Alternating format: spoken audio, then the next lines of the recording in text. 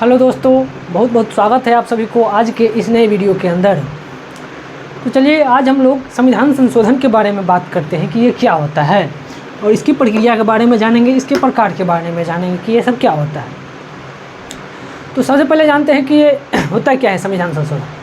संविधान संशोधन का मतलब हुआ कि जैसे संविधान में कोई नया प्रावधान को लाना हो, किसी पुराने प्रावधान को हटाना हो, तो इस तरीके के प्रावधान को क्या बोलेंगे? संविधान संशोधन बोलेंगे। अब बात करते हैं कि इसकी प्रक्रिया के बारे में, इसके विषय में जो बताया गया है वो हमारे संविधान में कहाँ कहा गया है इस चीज़ के बारे में। तो इस चीज़ के बारे में जो कहा गया है वह संविधान के जो भाग 20 है, किसमें? भाग 20। संविधान का भाग 20 है, उसमें आर्टिकल नंबर 368, कितना? आर्टिकल 368 में इसके विषय में बताया गया है, इसकी प्रक्रिया के बारे में बात की गई है। अब आइए जानते हैं कि इसकी प्रक्रिया क्या है। इसकी प्रक्रिया के बारे में जानते हैं। सबसे पहले समझेंगे कि जैसे आप लोग जानते होंगे कि संसद का 2 सदन होता है, एक लोकसभा और एक राज्यसभा। तो किसी भी विधेयक को मतलब कानून बनने के लिए दोनों सदनों से पास होना पड़ता है। पहले लोकसभा में, फिर उसके बाद फिर राज्यसभा में जाता है और राज्यसभा के बाद राष्ट्रपति की स्वीकृति यानी सहमति मिल जाती है तो विधेयक कानून बन जाता है। तो संविधान संशोधन विधेयक की बात करें तो इसे पहले किसी भी सदन में प्रस्तुत किया जा सकता है, या तो पहले लोकसभा हो या फिर पहले राज्यसभा हो। या लोकसभा में पहले प्रस्तुत किया जाएगा तो राज्यसभा से जो है स्वीकृति मिलनी होगी, या तो राज्यसभा में पहले बहुमत को विधेयक को प्रस्तुत किया जाएगा तो लोकसभा से पास होना पड़ेगा और फिर राष्ट्रपति की सिग्नेचर हो जाएगी तो फिर विधेयक कानून में बदल जाएगा। अब इसमें जो लोकसभा को जो है वरीयता दिया गया है, यानी कि राज्यसभा इस विधेयक को यानी संविधान संशोधन विधेयक को केवल 14 दिन तक ही होल्ड करके रख सकता है। कितना दिन? केवल 14 दिन तक ही इस विधेयक को होल्ड करके रख सकता है राज्यसभा। अगर 14 दिन तक विधेयक को 14 दिन के अंदर विधेयक को पास कर दिया तो ठीक है, अगर ज़्यादा विलम्ब हुआ तो विधेयक स्वतः पारित मान लिया जाएगा राज्यसभा से। समझ गए? अब यहाँ बात आती है, अगर कोई बात ऐसी है उस विधेयक में जो राज्यसभा चाहती है कि उसे मॉडिफाई किया जाए, उसे बदला जाए, तो राज्यसभा कह सकती है लोकसभा को, अगर लोकसभा से पहले विधेयक को पारित किया गया है तो उस बात को मानना या ना मानना लोकसभा के ऊपर डिपेंड करता है। यानी इसमें लोकसभा को वरीयता दिया गया है। समझ रहे हैं ना इस चीज़ को? जैसे लोकसभा से विधेयक पारित होकर राज्यसभा में आती है और राज्यसभा चाहती है कि इसमें कुछ बदलाव हो, कुछ नया चीज़ ऐड करे, या फिर जो चीज़ आप इसमें कर रहे हैं उस चीज़ को थोड़ा सा आप ऐसे करके चले, हटाए, तो इस चीज़ को मानना या ना मानना लोकसभा के ऊपर डिपेंड करता है। माने या ना माने, मान भी सकता है, नहीं भी मान सकता है। नहीं मानेगा तो यानी गतिरोध होगा, मतभेद होगा, तो मतभेद की स्थिति में संयुक्त बैठक बुलाया जाता है। क्या? संयुक्त बैठक, आर्टिकल नंबर 108 के तहत। लेकिन इसमें नहीं है संयुक्त बैठक का प्रावधान, ज्वाइंट सेशन का प्रावधान। इस चीज़ को याद रखिएगा। अगर मतभेद हो जाता है दोनों सदनों के बीच तो संयुक्त बैठक बुलाया जाता है और भी कोई विधेयक को पास किया जाता है तो। लेकिन संविधान संशोधन जो है, इस विधेयक को पास होने के लिए संयुक्त बैठक का कोई प्रावधान नहीं है।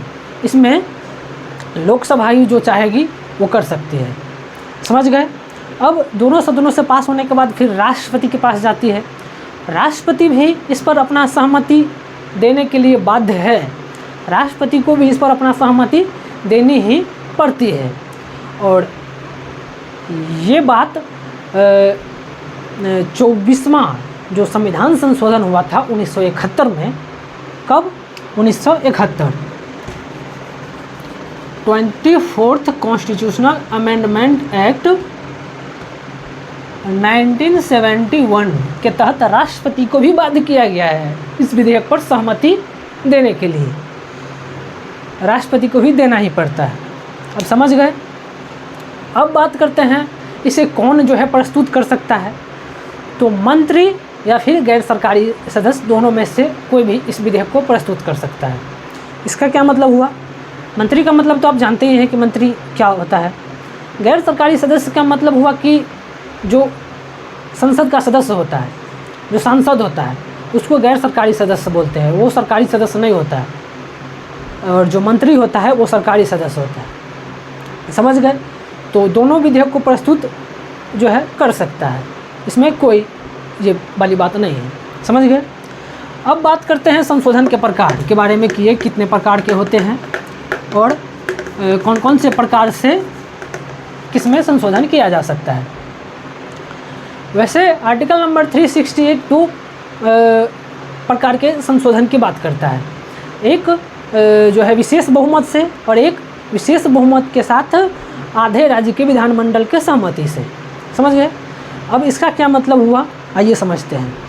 विशेष बहुमत का मतलब हुआ कि संसद में उपस्थित एवं मतदान करने वाले सदस्यों के 2/3 बहुमत से प्रस्ताव को पारित होना पड़ेगा। यानी कि संसद में 400 सदस्य है, यानी कि 400 सदस्य है और उपस्थित एवं मतदान करने वाले सदस्य कितने हैं, तो 300 है। कितना? 300। तो 300 का 2/3 कितना होगा, यानी कि 200। एक सदस्य अगर इस पर सहमति व्यक्त कर देता है तो विधेयक जो है पारित हो जाता है। अगर उससे कम सदस्य इस पर जो है सहमति व्यक्त करता है तो विधेयक वहीं पर रद्द हो जाता है। समझ गए? ये क्या होता है विशेष बहुमत। अब बात करते हैं विशेष बहुमत के साथ आधे राज्य के विधानमंडल। तो आधे राज्य के विधानमंडल से तात्पर्य है कि जितना भी राज्य है उसका आधा राज्य, आधा से अधिक यानी राज्य विधानमंडल उस पर सहमति व्यक्त कर देता है तो फिर विधेयक पारित होता है। उसके बाद फिर राष्ट्रपति के पास जाता है, सिग्नेचर होता है, फिर कानून बन जाता है। लेकिन अगर उससे कम राज्य विधानमंडल उस पर सहमति व्यक्त करता है तो विधेयक वहीं रद्द हो जाता है। समझ गए? अब यहाँ पे एक समझने वाली चीज़ है, इसको ऐसे समझिएगा। अगर बात किया जाए, अगर पूछा जाए कि संविधान संशोधन विधेयक को किस बहुमत से पारित किया जाता है, किस बहुमत से, तो यहाँ पे बात होगा विशेष बहुमत से। कौन सा? विशेष बहुमत। लेकिन अगर जैसा कि आप लोग जानते हैं आर्टिकल 368 जो है वह 2 तरह बहुमत से बात करता है, एक विशेष बहुमत और आधे राज्य के विधानमंडल की सहमति से। अब बात करते हैं कि विशेष बहुमत से किस प्रकार के संशोधन किया जा सकता है, किस प्रकार के उपबंध को संशोधन किया जा सकता है। तो जैसे फंडामेंटल राइट हो गया, DPSP हो गया, तो इस तरह के प्रक्रियाओं में जो है संशोधन अगर किया जाए तो उसमें विशेष बहुमत की आवश्यकता होती है।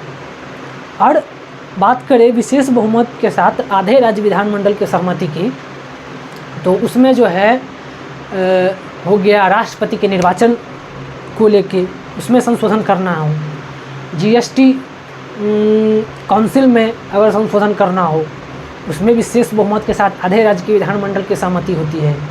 तो इस सब में जो इस तरह के प्रक्रियाओं में जो संशोधन करना है तो उसमें विशेष बहुमत के साथ आधे राज्य विधानमंडल की सहमति की आवश्यकता होती है। अब बात करते हैं साधारण बहुमत। कुछ उपबंध ऐसे भी है जिसमें साधारण बहुमत की भी आवश्यकता होती है। कौन से? तो साधारण बहुमत।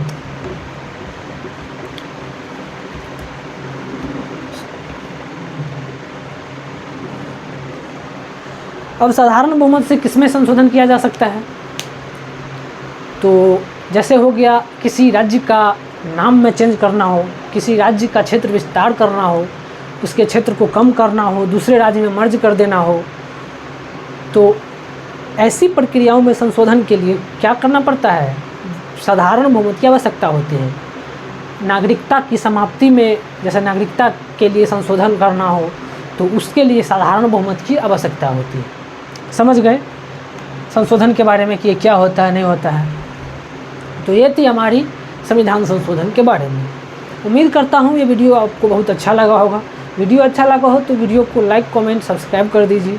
मिलते हैं नेक्स्ट वीडियो में, तब तक के लिए पढ़ते रहिए, मुस्कुराते रहिए। धन्यवाद।